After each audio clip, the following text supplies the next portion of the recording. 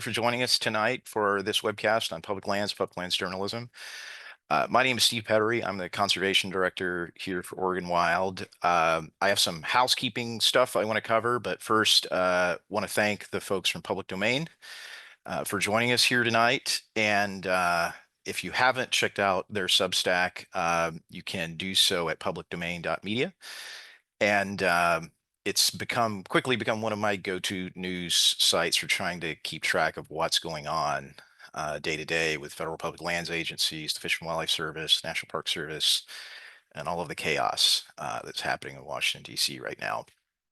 Just by way of some brief introductions, we've got Chris D'Angelo joining us. Chris is an award-winning journalist who's covered climate change and environmental issues for more than a decade. His reporting has triggered federal ethics probes, been cited in IRS complaints, and forced the EPA to review legacy chemical dumping. Chris has also extensively covered the fight over old-growth logging, climate change, and carbon, both during the Biden administration and during the Trump administration. Folks who've been followers of Oregon Wild have probably seen some of those clips linked in our various emails and publications. Jamie Tobias is an investigative reporter who covers wildlife, public lands, public health, and the politics conservation. His public records reporting has sparked federal investigations, informed congressional probes, and it helped spur concrete policy change in DC. I think his hardest job was probably trail worker for the U.S. Forest Service. Some folks may remember Jimmy from his past coverage of the Bundys and the Malheur occupation here in Oregon back in 2016 and the aftermath in 2017. And then lastly, Roque Planas, sorry if I'm getting the last name wrong, Roque. He covers the pitched battles playing out across the country over the future of wildlife management. He spent the last 12 years at the Huffington Post as a national reporter, where he covered stories including the struggle to control chronic wasting disease and Texas deer breeder pens, tribal efforts to restore buffalo, and the politics of Colorado's wolf reintroduction. He's also reported extensively on gun politics and spent nearly a decade covering immigration and Latin American affairs. Chris is going to lead us off tonight with a few slides and some background on public domain. And then we'll turn to some questions that Oregon Wild staff have prepared, and then hopefully we'll get to everyone's questions who've submitted them in the chat. Again, a reminder, if you've got some questions on your mind already, you can go ahead and get those going, and we'll hopefully get to you later. A recording of tonight's program will be emailed out tomorrow, and we'll be posting that to our website at OregonWild.org in the resources section. We have a pretty good archive of past webcasts there if you're looking for some of those. If you purchased a raffle ticket tonight, thank you. It's one of the ways we pay for these webcasts. I believe tonight we have a copy of Chandra Legui's Ancient Forest Hiking Guide in the mix and one of Oregon Wild's pretty sweet new t-shirts. We'll have that raffle open throughout this evening. So after the presentation, if you decide you'd like to enter, you can do so. We'll do the drawing tomorrow and contact the winners by email. If you're not familiar with Oregon Wild, we are a conservation advocacy group focused on safeguarding Oregon's wildlife, wildlands, and waters. We're a state-based organization here in Oregon. We do a lot of work at the national level on national policy issues, which is one of the ways that we got to know these reporters who are with us here tonight. You can find out more about our work, as always, at OregonWild.org. Before we really get rolling, I want to acknowledge the indigenous people in this land we now call Oregon, not just the forests, rivers, mountains, and deserts we'll be talking about tonight, but also the places of art, industry, science, and commerce, and the communities that we live in here today in this place we call Oregon. We offer our respect to those indigenous peoples who were here before us and continue to be here today. Last little bit of table setting I'll do is an encouragement to check out the Substack again, publicdomain.media. You can become a subscriber there, become a supporter there, and help fund quality environmental journalism covering public lands. I'll probably make that plug a few times tonight, just because it is very exciting to have an outlet that's focused on public lands policy and politics. So with all of that housekeeping out of the way, I'm going to turn it over to Chris to tell us a little bit about public domain. All right.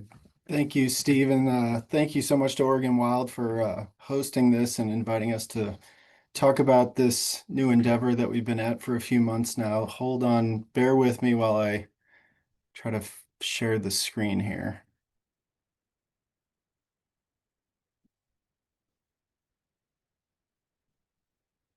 All right, can you guys see that? All right, so yeah, so public domain is about 3 months old.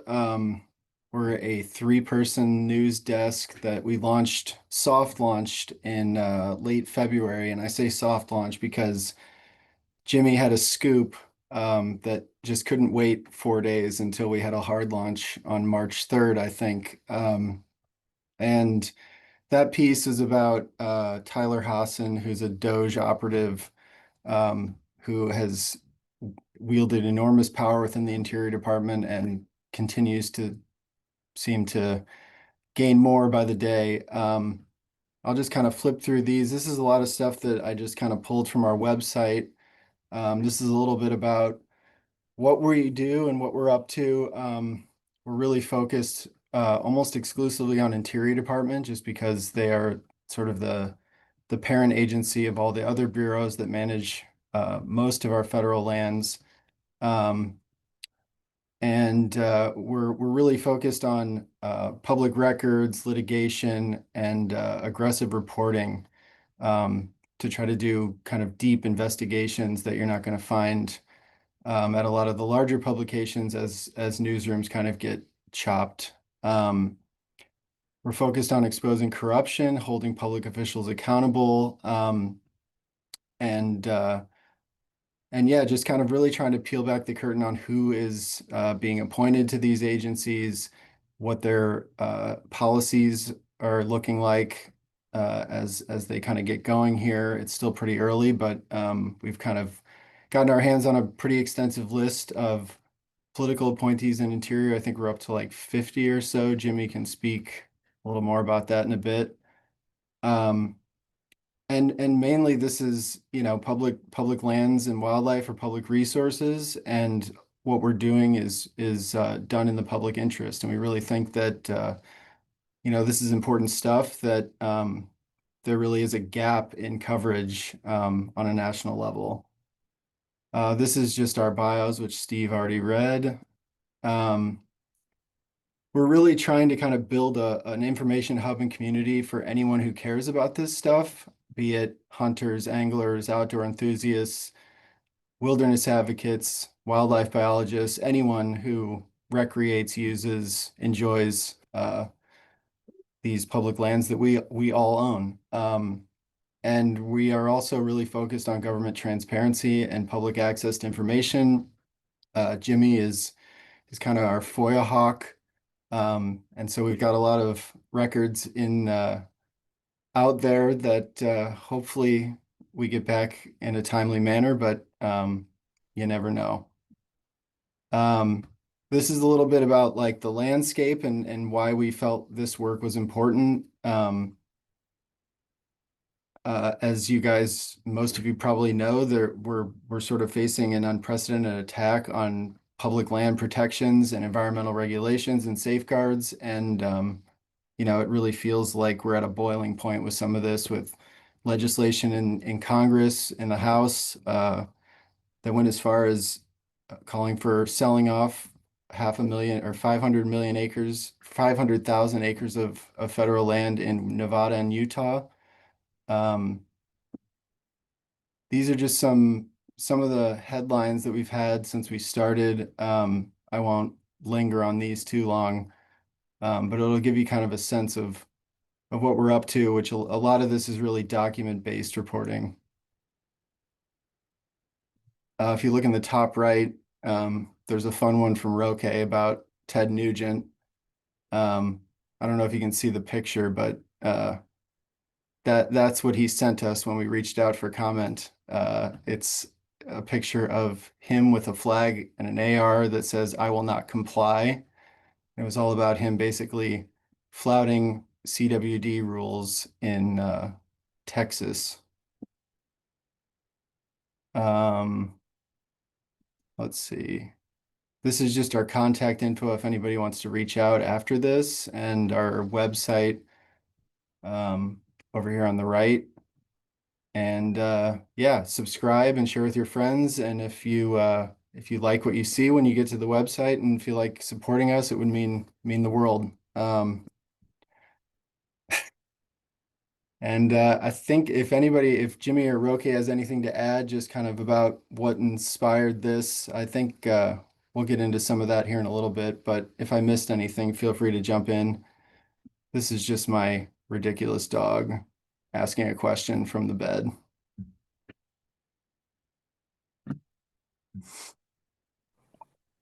I'd be happy to just add a couple words about sort of why we started it and how it's been going. Like when I think Steve mentioned, before I'd spent a lot of time covering different beats, immigration and gun politics. I covered some Latin American stuff. But over time, my heart really kind of came to lie with these conservation issues. And one of the things that I've really liked about it is that in this environment of increasing polarization, people not necessarily accepting other people's versions of reality, public lands just tend to touch so many millions of people directly that it makes me feel optimistic about the way that journalism can function in this space, because you really do seem to have this ability to kind of reach people from all different kind of walks of life and get people on the same page and interested in the same set of facts. And we're seeing that in our data with the people that are subscribing, with the people that are reading. And I just feel like it's been uh, very encouraging for something that started really almost on a whim, just us having conversations, really just kind of going for it.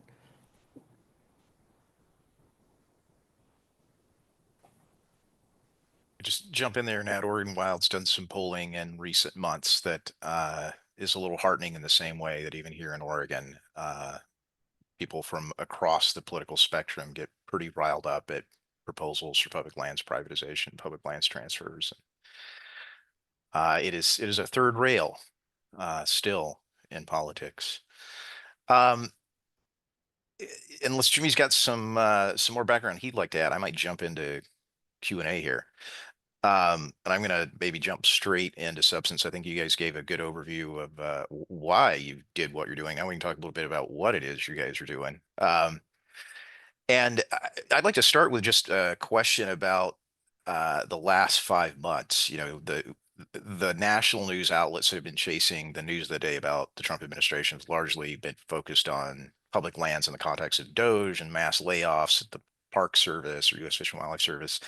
There hasn't been as much about the underlying policy shifts that the Trump administration is pursuing in the federal agencies. And I'm curious if you guys could speak to what you're seeing at Department of Interior, Bureau of Land Management, U.S. Fish and Wildlife Service, Forest Service. What are some of the big themes that have come out so far in terms of policy direction?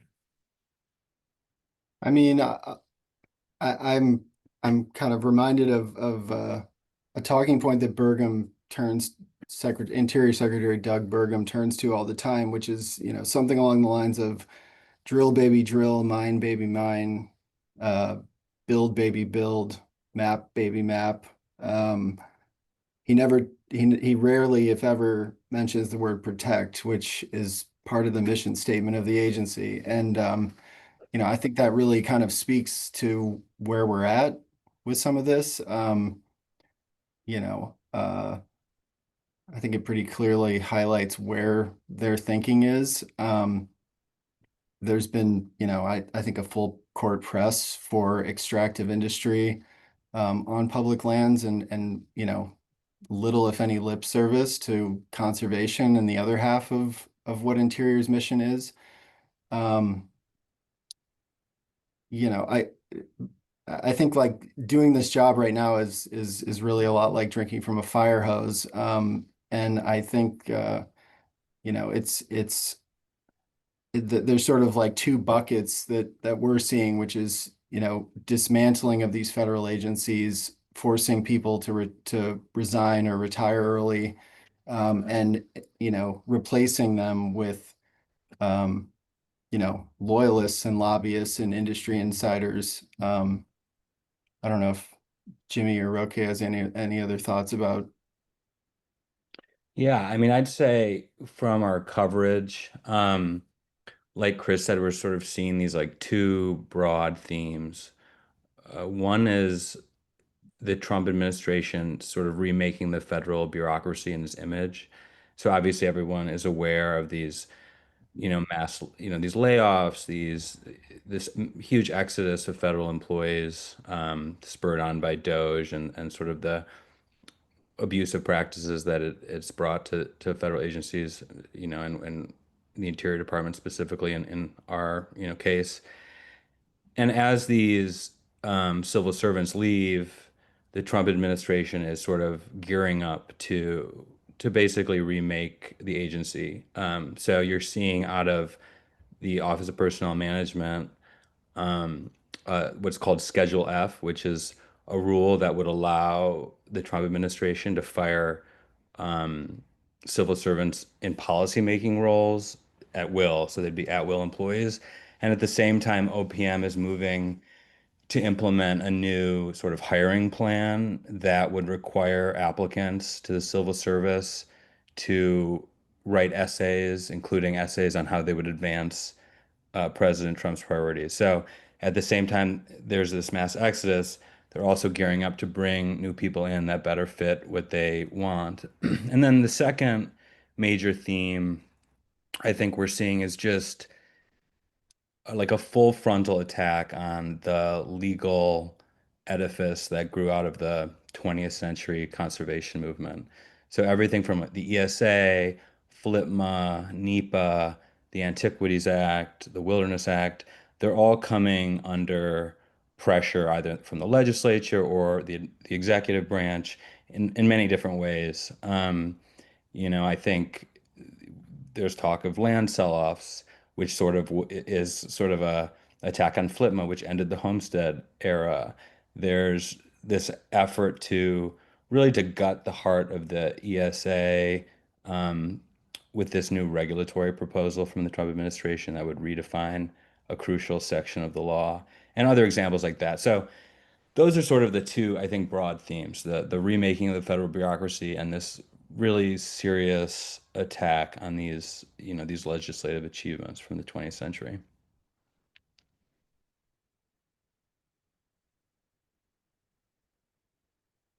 Uh, Diving into something Chris said a little bit more, here in Oregon, we've talked a lot about the Forest Service, at least in Western Oregon. That tends to be what we're obsessed with.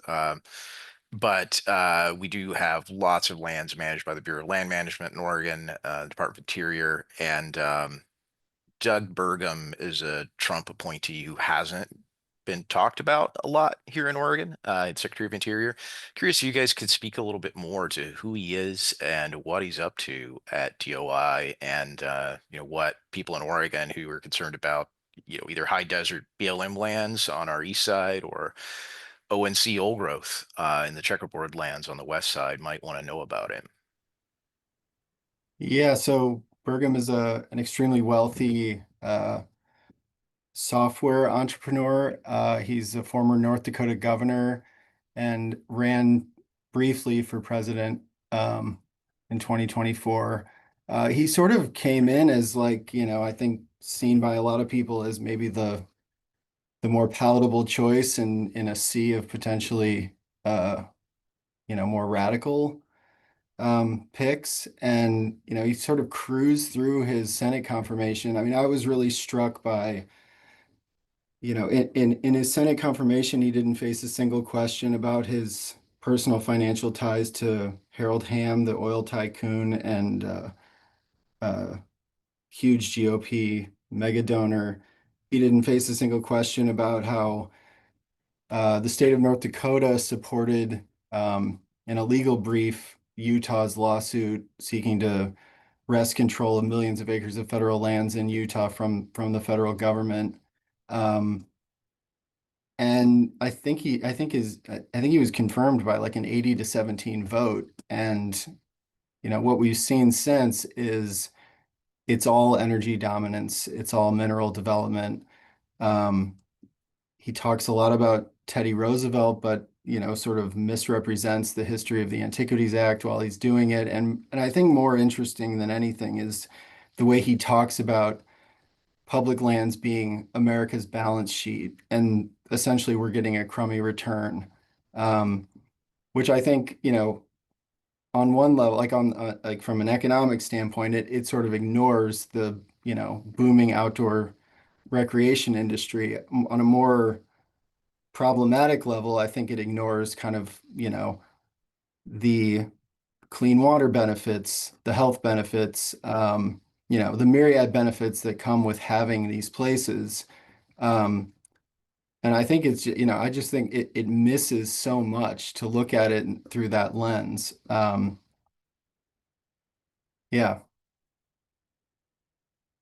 I don't know if anybody. Well, I'd just add, I think a lot of people have criticized Burgum for basically handing the reins to Doge in the first few months of his tenure. The Chris mentioned at the beginning of the call this guy Tyler Hassan, who is sort of the number one Doge operative at the Interior Department, and he's currently acting as the Assistant Secretary of Policy Management and Budget, which pretty much makes him like the CFO and COO in some ways of the Interior Department. And he's really, I think, been exercising a lot of the power over many of the most radical moves that the Trump administration has done at the Interior Department these last few months, presiding over this mass exodus and preparing the way to sort of restock the agency with the administration's um, own own civil servants, I guess. Um, so, a lot of what's happened is sort of going on underneath the level of Burgum, it seems to some degree, and that he's acted more as a figurehead. Um, but but obviously at the end of the day, the buck stops with him. So we're definitely keeping a close eye on him and digging into, among other things, his financial interests, which I would also say that like a lot of what we're seeing, I think mirrors the first Trump administration pretty closely. I mean, the first year of Trump 1.0 was a lot of energy dominance talk, and then people might recall there were Interior Secretary Ryan Zinke at the time talked about there were some comments made about kind of a shift towards conservation, and what we saw was sort of like the Great American Outdoors Act come, and there was some migration corridor stuff. I don't know if I mean, it's kind of I think it's hard to gauge right now whether Burgum has like a plan to kind of get back towards conservation at some level, but um, it's like it's not really part of his vocabulary at the moment.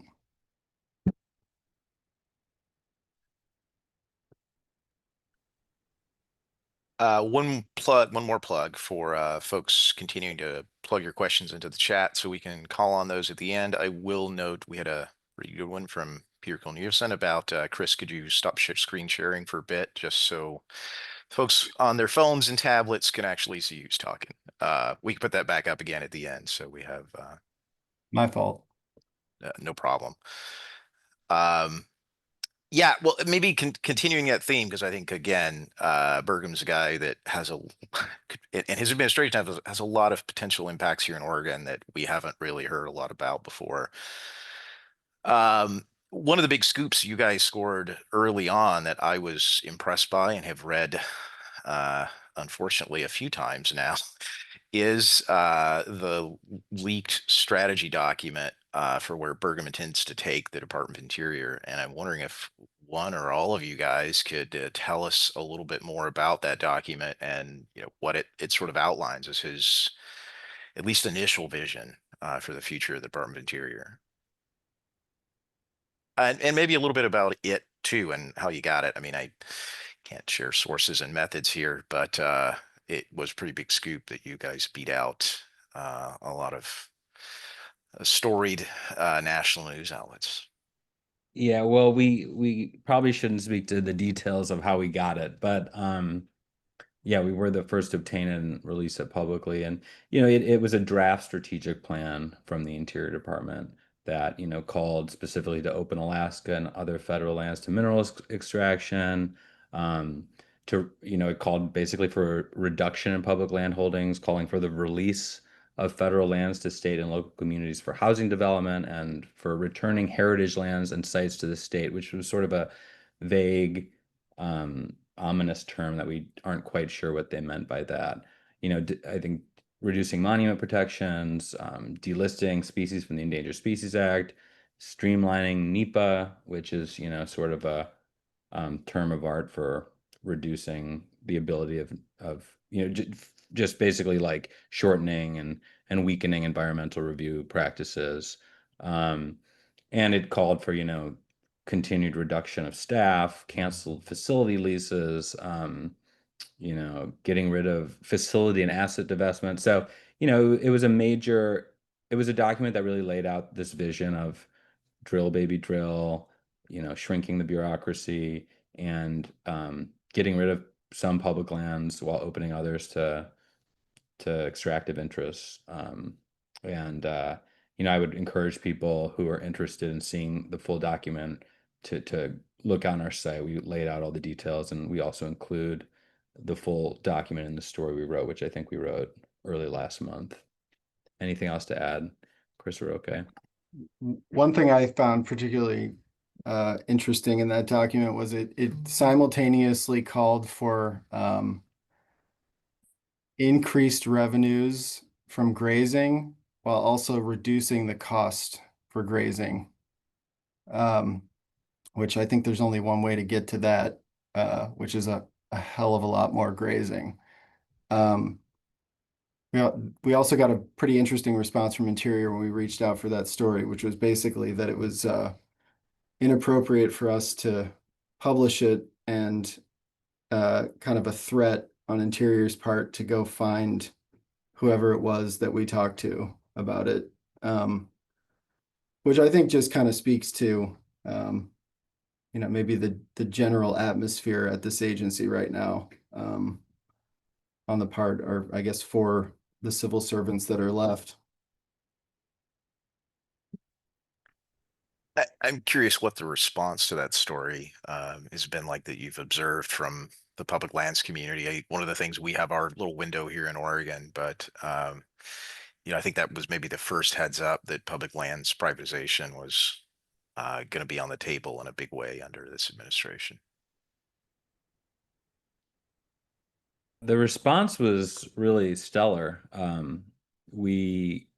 People were very interested in this document, and it was, the New York Times ended up picking it up, the Washington Post picked it up. It was very widely covered after we published it, and I think people were really shocked to see it, and because it laid out their sort of early vision, it gave people a heads up of what to expect and what to prepare for. And I assume many of the things in the document will come to pass in the months ahead, or the months or years ahead.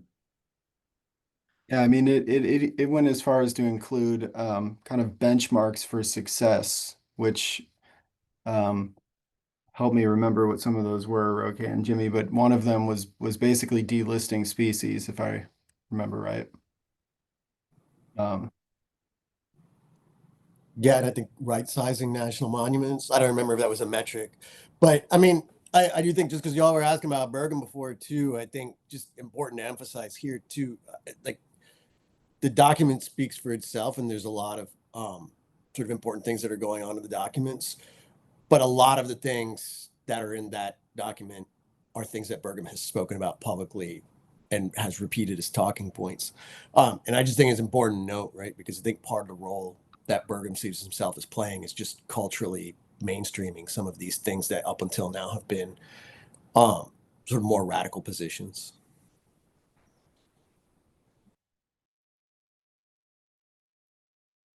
I'm going to jump off script here a little bit to make sure we have time for one of the questions in the chat. Is a little bit about the head of USDA and where the Forest Service is going. I know there's a lot of you guys' coverage has been about the carnage in the Department of Interior, but we are tracking here at Oregon Wild the larger issues around USDA and the direction that's coming to the Forest Service to remake itself. I don't know if any of you guys have been tracking that closely, who might be able to give an overview. I can certainly give an advocate's overview, but yeah, anyone who might want to speak to the head of USDA and where she's headed. That's, this is one that's definitely on my list. It's been a bit of a whirlwind. I mean, what I would say is like, when I think about the Forest Service right now, is like so much of what's happening is happening under like this idea that there's an emergency for everything. There's an energy emergency, so we have to drill everywhere. There's a wildfire emergency, so we have to log everything. There's a housing affordability crisis, so we have to build uh, housing on federal lands all over the West. Um, and so, I mean, I just see like a very aggressive leaning into the wildfire issue um, to rapidly boost timber production, which, I don't think that any of that is surprising. We saw what happened with the Tongass and other places during Trump 1.0. Um, but all of this seems to be happening at lightning speed, unlike the first time. They clearly came in with a game plan. So I admittedly haven't followed it very closely. I'm sure that'll change when we come up for air, maybe. Well, shifting gears a little bit, I want to talk about Congress. And we've alluded to a couple of times public lands sales, public lands privatization. Oregon Wild members got a lot of information from us about the House tax and spending bill and the inclusion initially of the 500,000 acres of public lands in Utah and Nevada for sale. Wonder if one of you guys could talk a little bit about what happened to drop that out on the House side. Um, what happened to drop it out on the House side, as I understand it, and as others have reported, was basically Ryan Zinke, the first Interior Secretary under Trump 1.0, said he wouldn't vote for it if it was in there, which is, it's a pretty interesting development, sort of given his public lands record when he was at Interior. I mean, it's so interesting to me because it's like Utah just keeps being Utah, you know. In 2017, when Republicans had control in Washington, Jason Chaffetz introduced a bill to sell off millions of acres. The backlash was immense. He turned tail and pulled the bill, and that kind of ended you know, the outright calls for sale and transfer during the first Trump administration. In the House bill this time, it was Representative Celeste Malloy, who is a cousin, I believe, of the Bundys, um, introducing part of that provision to sell off federal acres in Utah, and then there were more acres in Nevada on the list. And Senator Mike Lee has all but promised to kind of open this door again in the Senate version, which I think, comes as no surprise. He's voiced support for the House version of the bill. I don't know where this shakes out. One thing that we're kind of interested in is there seems to be kind of a Montana firewall around this right now. The entire Montana delegation is against sale and transfer. That hasn't always been the case, but Senators Daines and Sheehy have basically said that they're opposed to this. So I do think there's potential to have the votes in the Senate, which means if it's in the final Senate bill, it'll come back to the House, where the same Montana congressman will potentially stand in the way of it. So, I think we're going to be talking about this for a while. To some of the dynamics that led to Zinke taking that position. I don't know if you guys could just speak a little bit to how the hunting and fishing community has played into that. I know, Roque, you've covered those guys extensively in the past. I have a perspective. It seemed like one of those moments where public lands became a unifying theme in a way the people behind that amendment weren't expecting. Yeah, it absolutely did. I mean, this blew up across hook and bullet media, and people were really kind of, you were seeing that people were doing a lot of calling the senator, show how upset you are, calling the representative, show how upset you are, kind of thing. And, and it was dropped ultimately, partly on the basis of how much public backlash was coming. I Roque, do I'm also, having a little trouble with your audio. I don't know if you could be a little closer, maybe to your mic or something. It's just a little fuzzy. sure, can you hear me now? Um, Chris or Jimmy, I don't know if it's my end or you guys hearing the same thing. I'm hearing it too. Yeah, crackly. Huh. I wonder what happened. Um, well, You're understandable, so we'll well, roll with it for now. then I guess I'll just leave it there. I don't know. Yeah, there was a tremendous backlash, and I guess, yeah, I don't know. Those communities are extremely important in Montana, so I'm sure that it played a role in in Zinke's thinking. I mean, I think he was on Meteor like right before the vote.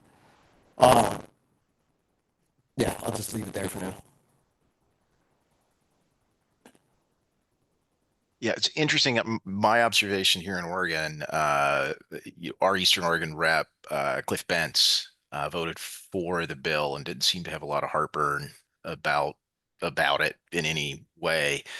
I think if this does go back to the House, and he has to take another swipe at it, it will be interesting to see what his position is now that Zinke has sort of put a line in the sand there. Historically, here in Oregon, there's been a pretty strong alliance between groups like Oregon Wild, backcountry hunters and anglers, even Oregon Hunters Association, on public lands transfers. So it is, I was telling some folks here in our organization the other day, it's not, I could not think of a time where we had to be as effusive about Ryan Zinke as we were a couple of weeks ago. But you got to thank the guy when he does a good thing.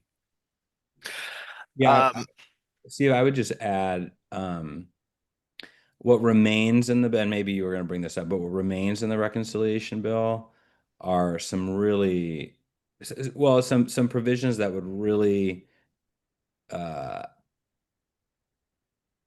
devastate a lot of these sort of 20th century laws I was talking about earlier. The most, perhaps the one that stands out the most is the provision on the National Environmental Policy Act, which the reconciliation bill would basically create a pay-to-play scheme where companies could pay a certain fee, get expedited environmental review, and it would remove the ability of anybody, environmental groups, citizens, to sue under NEPA if the environmental review, wasn't sufficient. So basically, this bill, if it passes, will effectively gut NEPA, in every way that matters. The other the other provision that's really pretty astonishing is there's sort of a second land transfer in the bill that has gotten a lot less attention, which it would, there's been a controversy in northern Minnesota on national forest land for more than a decade now over this foreign mining company's efforts to build a copper nickel mine at the edge of the Boundary Waters Wilderness, which, for those who aren't familiar with it, is 1.1 million acres, one of the oldest wilderness areas in the country and one of the most visited in the country. Really like a crown jewel of the Wilderness Act.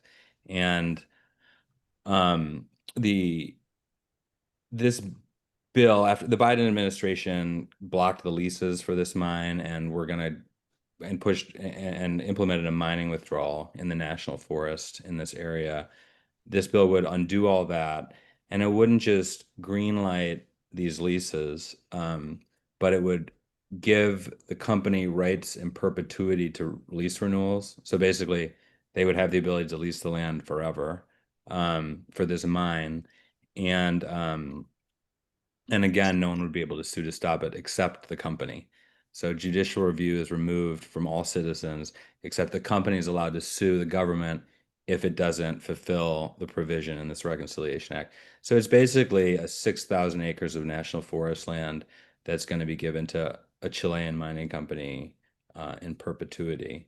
And that's gotten less attention, but for your viewers who are interested in Forest Service issues, it's a pretty big one, and it, sets a really interesting precedent as it relates to the Wilderness Act, to national forest lands, and to, just to what Congress can do to sort of hand over lands, sort of land transfer by other means, I guess I'd say.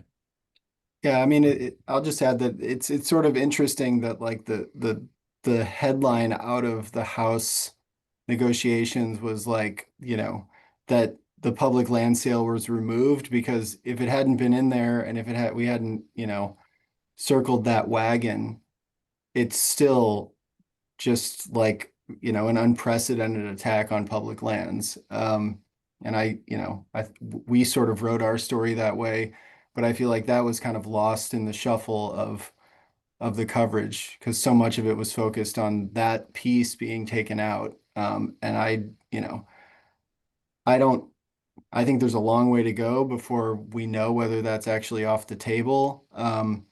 And sort of an aside to that is I think a lot of the lands that were identified in those provisions that for sale, um, could very well end up being sold as part of this push for affordable housing that Burgum is pressing ahead with. So, I mean, it's sort of like it was better, but it's still pretty bad.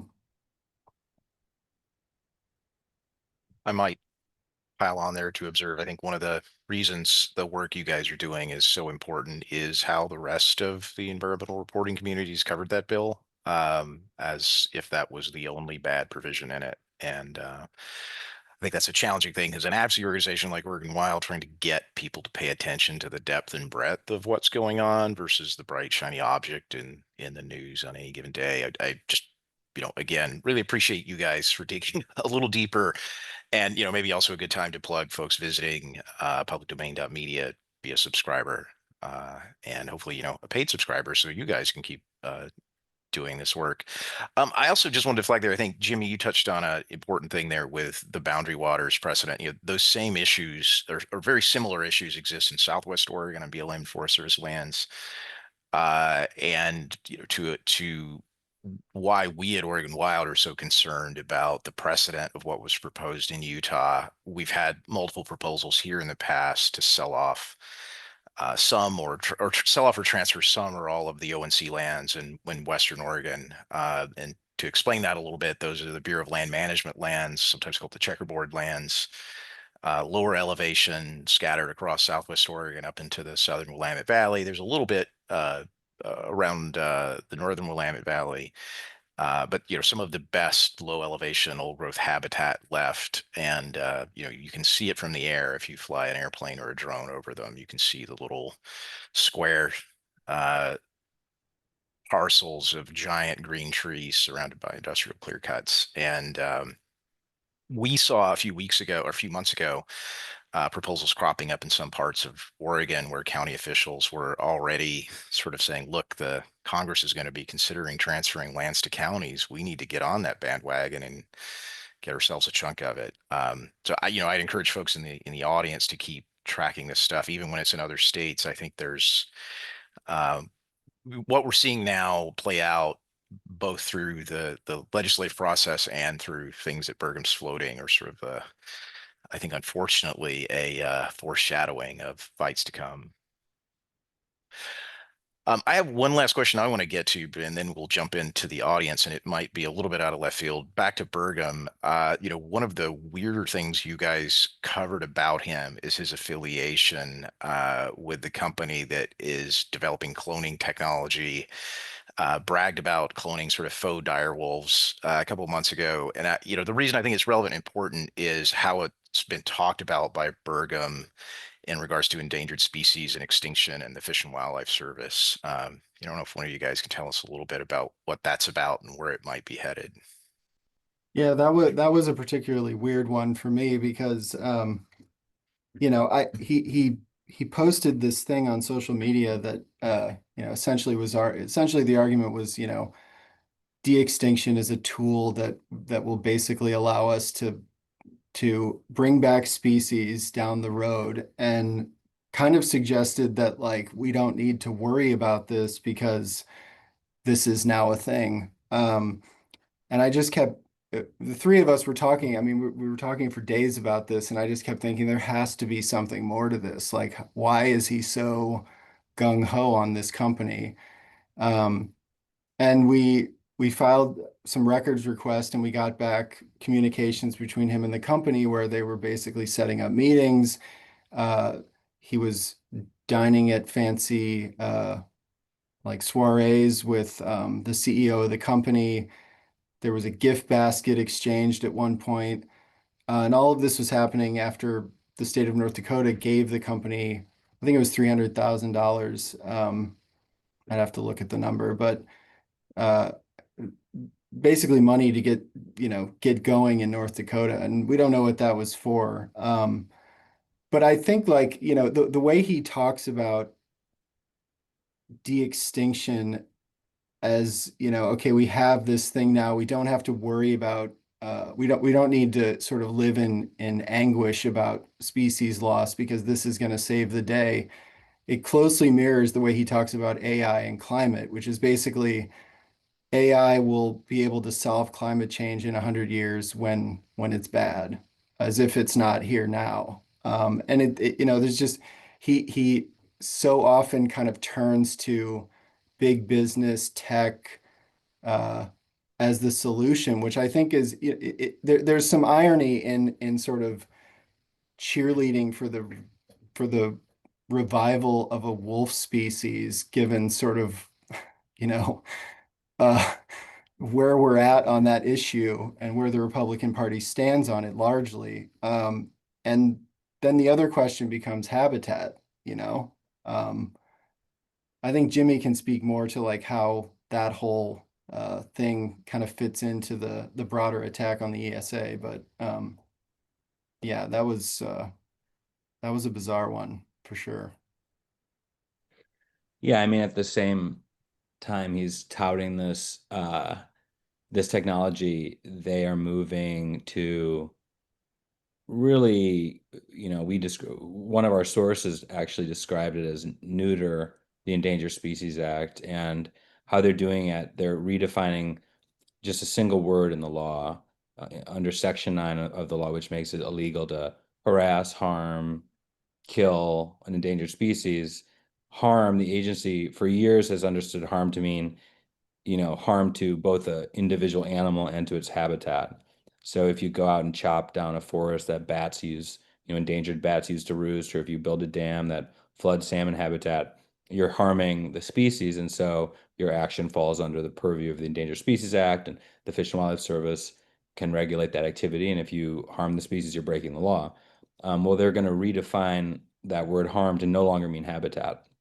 So all these Fish and Wildlife Service regulations that protect habitat across the country are suddenly being called into question, and they may that this whole system that's set up to protect endangered species habitat, a lot of it might collapse under this, if they succeed in redefining this word, in their regulations. And so they're really, the Fish and Wildlife Service people I've spoken to are, think it's just an extremely dire threat to the Endangered Species Act, and could basically defang the agency in many of the areas where it works to protect endangered species. So, they're doing this kind of quietly at the same time that he's touting this so-called dire wolf that was supposedly brought back from extinction. Um, you know, so we just thought it was and obviously when we found out he had these like ties to this company, that's like catnip for journalists. We were like, whoa. So yeah. And he's since met with the CEO at Interior. I think the Washington Post reported that first. So yeah, and it was a $3 million equity investment, not 300,000. Just correcting myself.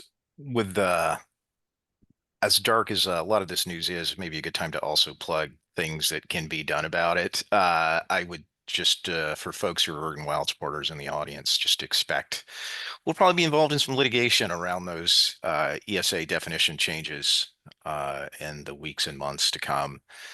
And we have staff back in DC this week working on the Senate side on both that reconciliation bill and the Orwellian Fix Our Forest Act, which actually has a lot more to do with commercial logging than fixing anything.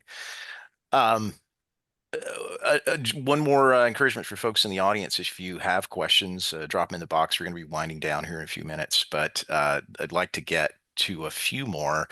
One of the early ones I want to circle back to is just outside of Oregon a little bit, what's going on with the Tongass and public lands in Alaska. To the extent you guys can speak to that, it's often a little bit of a barometer for what we can expect here on old growth in Oregon. I can speak sort of generally. I mean, there's definitely a huge focus on Alaska. Doug Burgum just spent a couple days up there touring pipelines, and the way he talks about it is that the Biden administration sanctioned Alaska more than it did Iran. So that's kind of the landscape for him. I'm trying to remember did they roll back the Tongass protections already? I can't keep it I straight. haven't tracked that super closely, but I know it's on the list of expected changes that the Yeah, administration is going to pursue. I think that was on an early list of like um, top executive orders. I'd have to look back and see. Um, but yeah, I mean, I think like they're going to go after the Arctic Anwar, the wildlife refuge, which they opened to drilling in the first administration via kind of a backdoor provision in a bill, and promised to bring in, I think it was like $1 billion for the federal government. And I think at the end of the day, there were a couple of lease sales that brought in like a couple $1 million. Some of them were some of the bidders eventually walked away from them. I think the final one or two were canceled at the end. I mean, it was a total flop. And I think my question up there specifically is, with the price of oil what it is, I don't see why anybody would want to go in there and develop that. There's no infrastructure. I just don't see that. I don't see a lot of interest um, up there in the Arctic National Wildlife Refuge. I think the Petroleum Reserve maybe, but there's definitely a huge push for mineral development. They've got a list of sort of priority mining projects that they want to green light as fast as possible. I think there's a few in Alaska.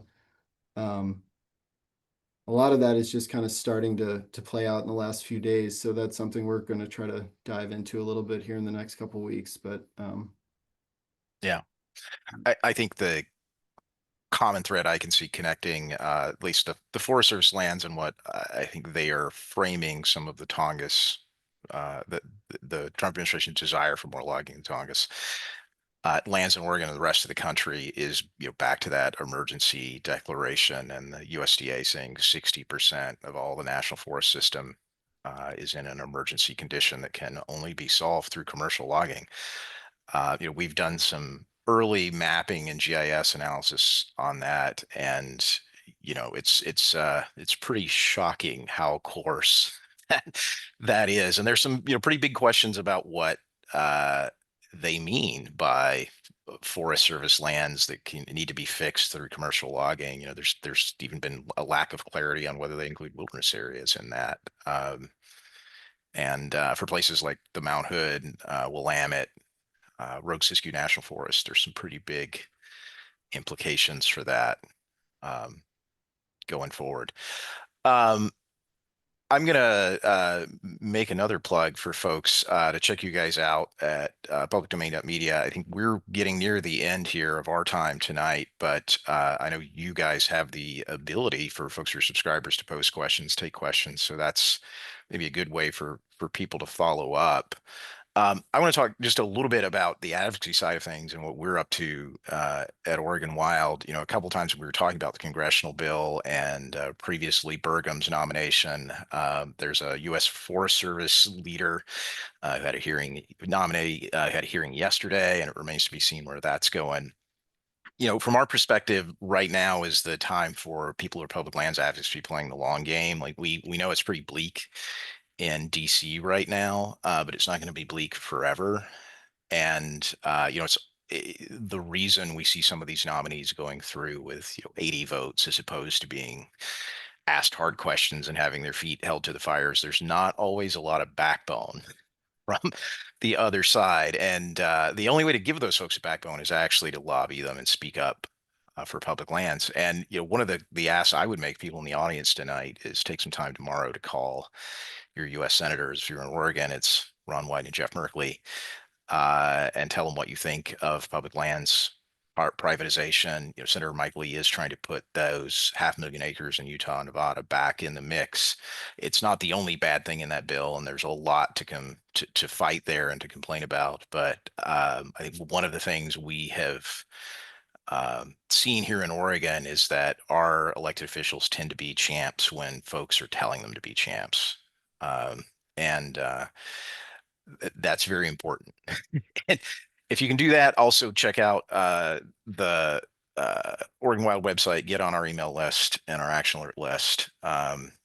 We're putting out a lot of opportunities every month for people to help weigh in on these things and put some pressure on folks. I think it will be fascinating to see if this all ends up back in the House again on public lands privatization, where Cliff Bentz is this go round, now that there's a little bit more of a focus there. I think it's been a little bit under the radar here in Oregon, both the scale of what's going on with the Department of Interior, but then the public lands privatization is really as front and center as it is. And with that, I want to thank everybody for being with us tonight. You guys from public domain, I don't know if you have some last words for us before we depart. No, just thank you guys so much for doing this and letting us share our work and what we're up to. And yeah, just if people are interested in what we got going or want to contact us, all that information's on our website. If you subscribe, you can comment on stories, you can send us messages. Most of that stuff is open access. Even if you're not a subscriber, you can weigh in on stories. And feel free to reach out on our email, and we have Signal on there too. Yeah, just thanks for having us. I'd add, if you're a federal employee who wants to chat, we will chat on background and keep your name off the record, and we'd love to talk to you. We always keep our attendees in these chats and webcasts private, but it has happened before that there are folks who work in the public lands management and fish and wildlife conservation world in the federal government who attend these. So yeah, it's a good plug. I want to thank you guys again for the coverage that you're doing and for starting public domain. I don't want to gild the lily here too much, but it is very nice to have an outlet that's really focused on these issues and that is digging a little deeper than the bright shiny object that the Trump administration put out this morning. I look forward to reading what you guys break next. Sometimes it feels a little like we're in the upside down here, and it's just too crazy and incompetent and corrupt in DC to be real. But then I, read a story about how the Secretary of Interior is big into cloning and direwolves, and realize, like, no, that's actually the world we live in today. All right, guys. Well, thanks everyone in the audience for joining us here tonight. I'm sorry if I didn't get to your questions. If you do want to follow up with folks at Public Domain, visit their website and become a subscriber. And for folks who want to follow along with Oregon Wild, get on our email list. Again, if you would like to support webcasts like this will probably be our final one of the season here. We'll pick them back up again in the fall when the rainy weather returns. And you know, if you want to buy a raffle ticket, get the hiking guide and one of our t-shirts. That's great. That helps us pay for these things and keep them going. And yeah, thanks for everyone for taking time out and joining us here tonight. And you know, we look forward to seeing what you guys are covering. I don't say not necessarily looking forward to seeing what you guys are covering next, but I'm glad you're doing it. Thank you very much. Thank Thanks you. all.